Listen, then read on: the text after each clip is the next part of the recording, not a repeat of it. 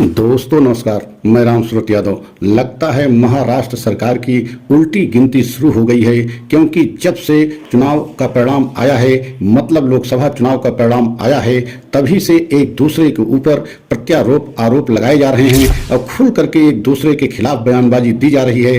वो चाहे उद्धव ठाकरे की पार्टी हो, चाहे एकनाथ शिंदे हो, चाहे अजीत पवार हो, चाहे बीजेपी हो, चाहे देवेंद्र फडणवीस हो, मतलब एक दूसरे के ऊपर आरोप लगाया जा रहा है। अब तो एकनाथ शिंदे यहां तक कह दिए कि 400 का नारा की वजह से जो है महाराष्ट्र में बीजेपी गठबंधन को और हमारी हार हुई है। तो आप समझ सकते हैं कि किस तरीके से एक दूसरे की आलोचना, एक दूसरे के ऊपर आरोप प्रत्यारोप लगाया जा रहा है। और ऐसा लग रहा है कि अब महाराष्ट्र की सरकार बहुत जल्द गिर सकती है, क्योंकि एकनाथ शिंदे ने जिस तरीके से अब बयानबाजी दे रहे हैं, बयानबाजी कर रहे हैं और बीजेपी को निशाने पर ले रहे हैं। और आपने देखा है कि एकनाथ शिंदे को जो है केंद्र में बहुत तवज्जो नहीं दिया गया है और जिस तरीके से मंत्रिमंडल में उनको जो है बड़ा कोई पद नहीं दिया गया है, उससे भी एकनाथ शिंदे नाराज हैं। तो आज हम इसी पर पूरा खुलासा करेंगे कि क्या जब महाराष्ट्र की सरकार गिरने वाली है, क्या एक तरीके से महाराष्ट्र सरकार की उल्टी गिनती शुरू हो गई है। तो अगर आप हमारे चैनल पर पहली बार हैं तो चैनल को लाइक सब्सक्राइब जरूर कर लें,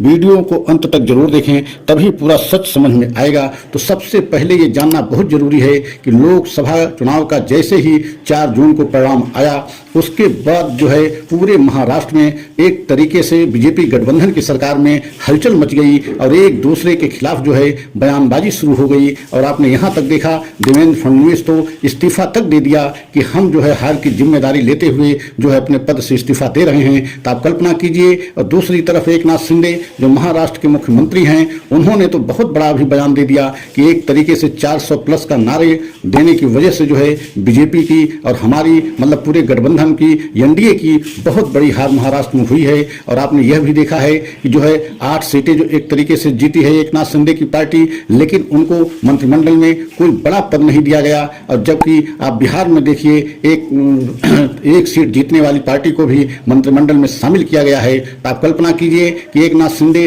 बेहद नाराज हैं, खासकर मंत्रिमंडल में उनको कोई बड़ा पद नहीं दिया गया। और अजीत पवार जो है वह भी काफी नाराज बताए जा रहे हैं। और अजीत पवार के विषय में तो यहाँ तक खबर आ रही है कि अजीत पवार पुनः अपने चाचा के पास लौटना चाहते हैं, मतलब शरद पवार उनके चाचा हैं। तो आप समझ सकते हैं कि अजीत पवार और एकनाथ शिंदे को लेकर के अब बहुत सारे कयास लगाए जा रहे हैं। और जिस तरीके से बीजेपी ने ऑफर एक तरीके से दिया था कि जो है उद्धव ठाकरे पुनः जो है बीजेपी में आ जाएं, बीजेपी के साथ मिल करके जो है महाराष्ट्र में सरकार बनाए लें, लेकिन अब ऐसा लगता नहीं, क्योंकि उद्धव ठाकरे ने स्पष्ट तौर से जो बीजेपी के ऑफर को या प्रधानमंत्री मोदी के ऑफर को ठुकरा दिया है। क्योंकि उद्धव ठाकरे जानते हैं कि अब हम बीजेपी के साथ मिल करके आने वाले जो है विधानसभा चुनाव में जाएंगे, तो बीजेपी के साथ रहने पर उद्धव ठाकरे को बड़ा नुकसान हो सकता है। और यही कारण है कि उद्धव ठाकरे अब बीजेपी के साथ पूरी तरीके से मिलने के लिए तैयार नहीं है। और जबकि यही कयास लगाया जा रहा था कि उद्धव ठाकरे हो सकता है कि एक बार फिर बीजेपी में वापसी करें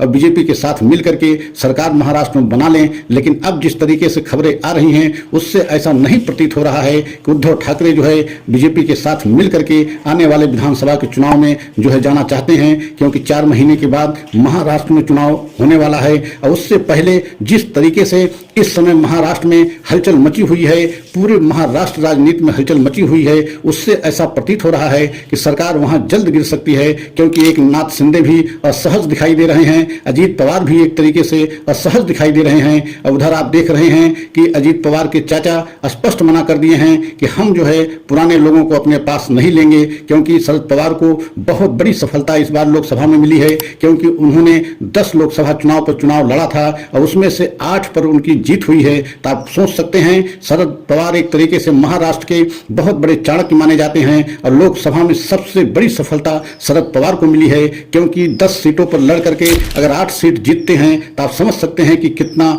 ज्यादा उनको जो है जनता वहां की चाहती है। यही कारण है कि आने वाले समय में महाराष्ट्र में शरद पवार की पार्टी और कांग्रेस की पार्टी कुछ बड़ा करने के एक तरीके से उसमें फिराक में है। अगर जो है कांग्रेस और शरद पवार की पार्टी मिल करके चुनाव लड़े, उद्धव ठाकरे के साथ में रहे, तो वो एक तरीके से महाविकास अघाड़ी की फिर से सरकार बन सकती है। तो हमारा सच अगर आप सभी देशवासियों को अच्छा लगा हो तो लाइक सब्सक्राइब जरूर करें और अब कमेंट के द्वारा अपनी राय हमें अवश्य दें। अगला वीडियो पुनः हम लेकर के आएंगे। जय हिंद, जय भारत।